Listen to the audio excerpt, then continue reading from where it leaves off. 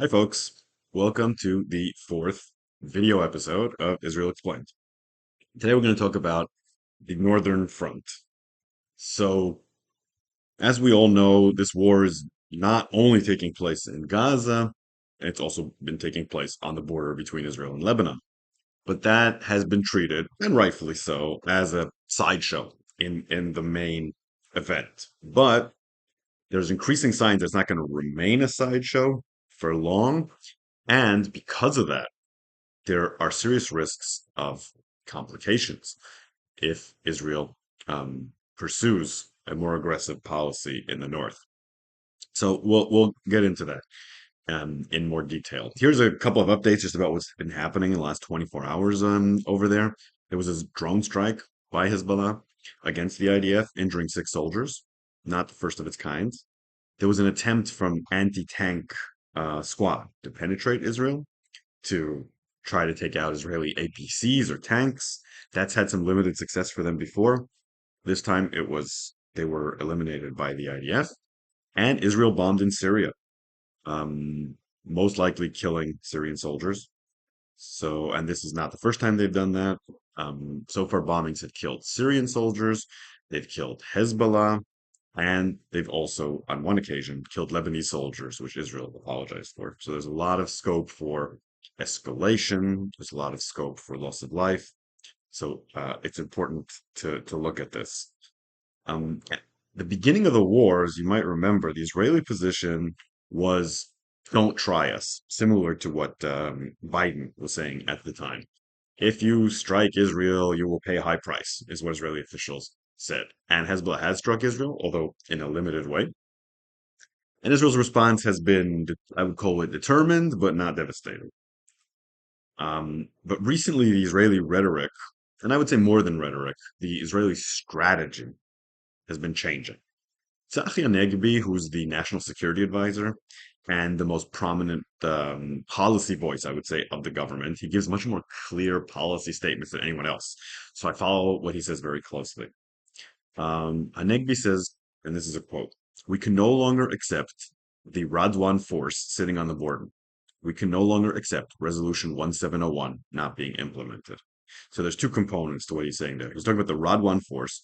The Radwan force is the Hezbollah commando army that is similar to the Nukhba force of Hamas's that participated in October 7th. So it's implying we don't want an October 7th to occur in Israel. In fact, he said that in a statement elsewhere. As for Resolution 1701, that was the resolution the UN Security Council passed after the Second Lebanon War in 2006. And that created a security zone of 18 miles or 30 kilometers where Hezbollah was not supposed to operate, close to the border. UNIFIL, which is the UN peacekeeping force that was formed after the Israeli operation in the Litani in 1978, was supposed to enforce that. Well, what they did to enforce that was report infractions, not actually fight against Hezbollah, which is predictable. And how many infractions have there been since 2006? 30,000. So massive infractions. Those are just the ones reported by UNIFIL. So basically, it was completely and totally ignored by Hezbollah, and Israel hasn't really lifted a finger to enforce it. So now they're saying Israel's not going to stand idly by while Resolution 1701 is not enforced. And there's two reasons for that. First, foremost, because the policy of restraint, what people are now calling the conception, basing the way that you operate against terrorist organizations on deterrence, has failed. Hamas were not deterred.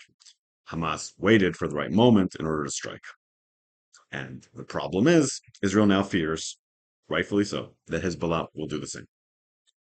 And because of that, there's concern that the residents of the north, who, by the way, have been evacuated and are living in hotels in central Israel, will never want to come back, which is a strategic threat to Israel's continued control of the north and its borders and its existence, basically. So official Israeli policy now is that Hezbollah must follow Resolution 1701 to the letter, or Israel will make them. Now, I am not sure exactly how Hanegbi or anyone else in the Israeli security apparatus thinks that Israel is going to make them uh, obey. The last time that Israel tried to prevent terrorism from coming in to Israel um, to that extent was in 1982 when they tried to enforce the removal of the PLO from near the border. That seemed to go well at first because the PLO left and went to Tunisia, but as we know, it ended up with Israel having a long-term occupation, leaving in 2000, and they didn't leave out of the kindness and goodness of their hearts. They left because Israel was losing too many soldiers, and it was becoming incredibly unpopular. So is that something that Israel is going to do? Probably not. It could be. My guess is that the vision behind this is Israel will escalate, um, create a crisis in Lebanon, wait till the international community intervenes, and try to get a better deal than it got for Resolution 1701. But I don't know what that would look like. The trouble with UN enforcement, international community enforcement of these agreements, is not so much that the international community doesn't want to enforce it, although there's certainly some of that. It's also that the international community can't enforce it. Fighting against militias funded by Iran, deadly, effective militias that Israel had trouble dealing with, is not something that international forces are going to do. The political will to do so is simply not there, and we have to be very realistic about that. And another problem, this, of course, is that Israel doesn't want to fight a war on two fronts. In fact, right now it's in danger of fighting a war on three fronts. Since the beginning of the year, there's been a massive escalation of incidents in the West Bank. Now there's a massive escalation of incidents in Lebanon. And of course, the main thrust of Israeli military concern right now, and it's not even close, is Gaza. The trouble is the amount of Israeli reserves that it has are really not up to three front war or two front war in the long term. Right now, they're having trouble rotating reserves in and out of Gaza in order to keep this war going and keep the economy going. So you have to remember when you have a military of 400,000, um, closer to 500,000 at this point, where most of them are reserves, having them all mobilized, or most of them mobilized, incapacitates the economy, and the economy is in a lot of trouble as it is, as we talked about in the last video. But there are some um, thoughts behind how Israel could possibly do this. Because Israel doesn't want a war on two fronts or three fronts, it would only start escalating in Lebanon once the war in Gaza calms down. It's not going to stop, but within a month, according to reports, the U.S. is expecting Israel to de-escalate, and that might be when Israel starts thinking about doing it with Hezbollah.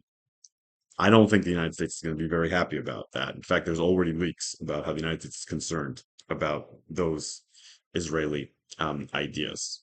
But there are a couple of things to recommend it or to make it more likely. I wouldn't recommend an escalation in Lebanon, honestly.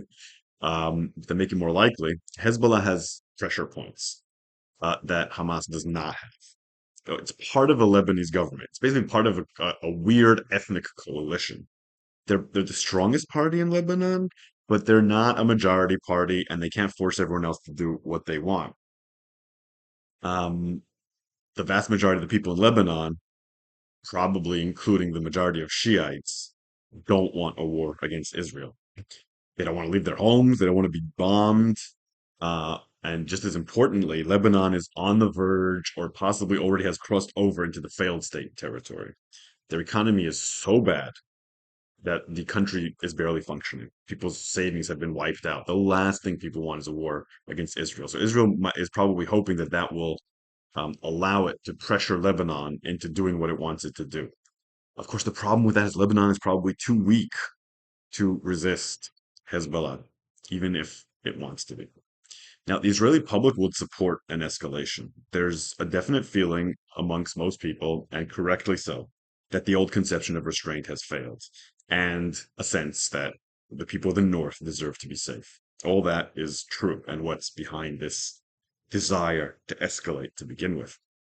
And then Yoav Gallant, the defense minister, is a real Hezbollah hawk. He's always wanted to go to war against Hezbollah, or at least to be tougher on them. So he's going to be the person leading this. And as Minister of Defense, he's, at least in theory, the second most important person in formulating security policy behind Benjamin Netanyahu. So really need to keep an eye on what's going on in the north. I would say, and I say this with regret, an operation there seems to be a major operation there would seem to be a big mistake. I don't have a better alternative then. So I totally understand if Israel would pursue that. But because of the size of Lebanon, because of all the parties involved, because it's an independent state, because Hezbollah can always withdraw further north and then attack, it has more of a capacity to escalate and also bring Syria in than the war in Gaza does. It's hard for me to see how Israel can really control the situation in Lebanon to the extent that it controls in Gaza. One of the things that people are missing about Gaza is that while it's a difficult operation, Gaza is very small. Israel can cut it up. Israel can control it. Lebanon's a whole different story. So, okay, with that, let's move on to questions. As always, great question. Um, I got one question from Naga is Stark asking, since we're on the topic of finances, which we were in the last episode, talked about a bit here, can you talk about the economic impact this war is having on Israel? How much longer will Israel be able to afford to conduct military operations on this level? Do you think that Israeli companies may face an outflow of customers due to the pressure exerted on the latter by various BDS movements? Also, how can the average proponent of Israel support its economy? I used to work in companies where I could influence management's decision to opt for Israeli equipment vendors when it was possible. But now I'm just an independent contractor. Do you maybe have a list of Israeli companies one may not have heard of, but whose products and services one could use? Thank you. Okay, that's a lot to unpack here. As far as the economic impact the war is having on Israel, I hate talking about this to not give Israel's enemies ideas, but Israeli economy is reeling. Israeli economy is really in trouble. It was suffering already from the judicial reform, self-inflicted gunshot. High-tech companies were leaving. Investment was leaving the country. Um, so the war has shut down companies, made investment even less likely, has had seen reserves go off instead of working, lowering capacity of the Israeli economy. And Israel was already operating at a deficit. The amount of money that it's spending every day on Gaza is staggering. So Israel's going to have a real deficit problem at the end of the fiscal year, which is something that it's managed to avoid over the years. So how long can it conduct operations? I mean, it can go on forever if it's willing to incur um, that much debt, but it's not. And also, there's diplomatic limitations. So I would say the diplomatic limitations are going to come into effect before the economic limitations. But it'll be very good for the economy to have some limit on this because Israel's credit rating has already been lowered by some companies or is questioned by others just because of the judicial reform. So between instability and going into debt, it's a very problematic situation. As for BDS, that is not really a problem. The BDS people have historically had very little influence on the market. Ultimately, the economy is about profit. When Israeli companies are doing a good job, when the Israeli economy seems stable, people buy Israeli products, people invest in Israel. When they don't, they don't. Most of Israeli tax money comes from high-tech companies, not from whatever they're trying to boycott in the States. For some reason, Starbucks and McDonald's, I don't know what the logic is behind that, especially since Starbucks doesn't operate in Israel. But A, it's not successful, and B, Israel, it's not successful in the sense that people in America are still going to buy those products, and it has nothing to do with Israel, so it doesn't really affect Israel. The BDS people are not convincing; they're not good at what they do, so it's not a real problem for Israel. What matters is Israel stable? Is Israel able to pay off its debt? Is those sorts of things are what matters on a macroeconomic level. As for Israeli companies, there's so many great Israeli companies that most of us have not heard of. Um, a few of them have recently won awards for innovation, so I thought I would just address some of those companies. Well, first of all, there's you might know Mobileye. Half of my friends work for Mobileye. They create the safety systems for your car, tells you when you're going to hit a pothole, hit another car, those sorts of things. Um, that's a great company. They were bought out though by Microsoft. A couple of newer innovative companies that are on new lists include LivePerson. That's an AI for customer service. So an increasing amount of companies are using that instead of customer service, and it in some cases is giving better service than human beings are. So that's revolutionizing the industry. You have Lily. That's a digital personal banking service that's considered the best one in the world and has won several awards.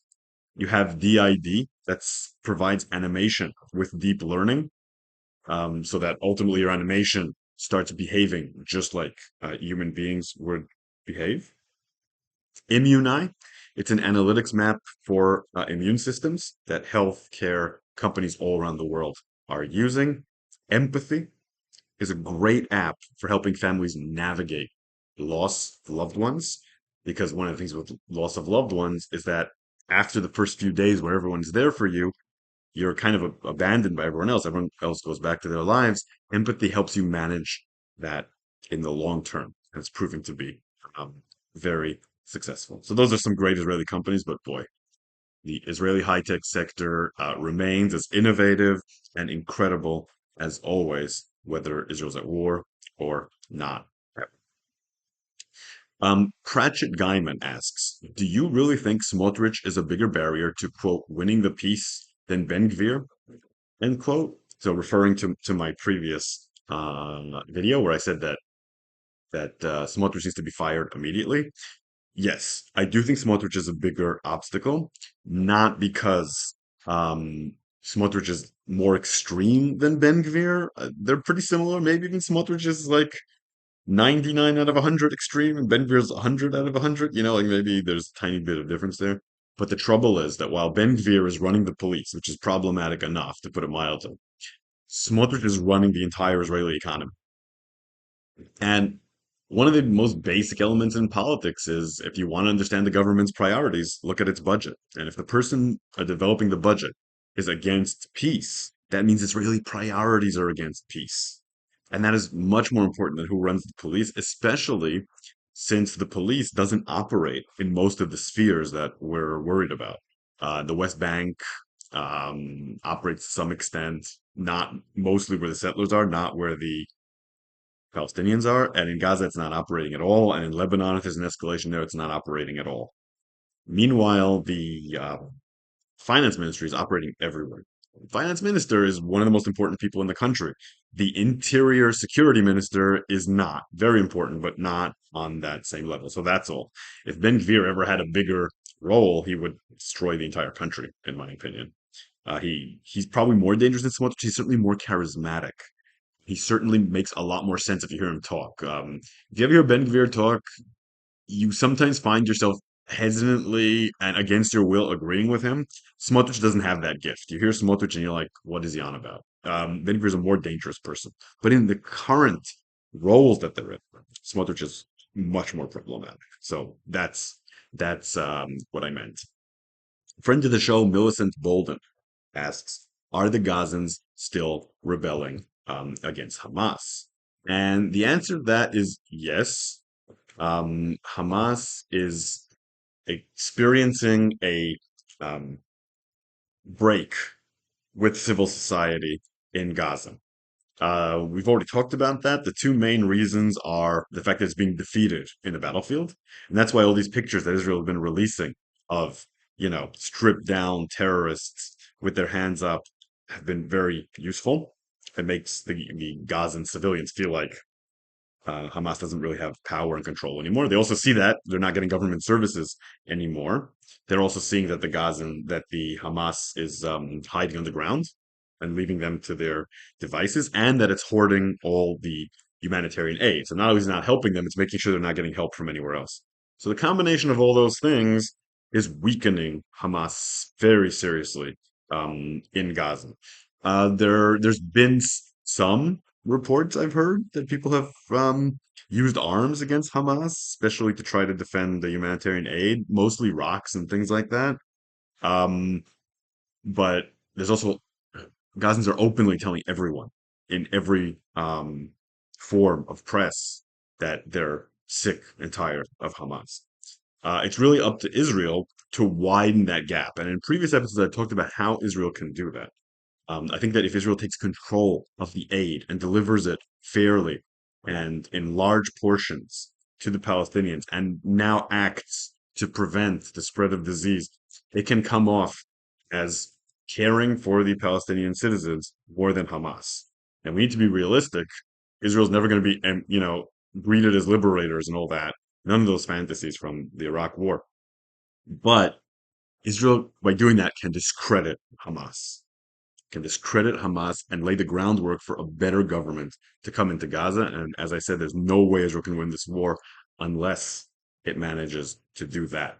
So I haven't seen any new footage of Gazans rebelling against Hamas in the last 24 hours or so, but the same trends are continuing. And Israel needs to look at that breach between civil society and the terrorists and exploit it, widen it as much as possible. Okay, so that does it for today's episode. As you see, if you ask me any questions, I will answer them. So keep the questions coming in the YouTube channel, and I will see you tomorrow.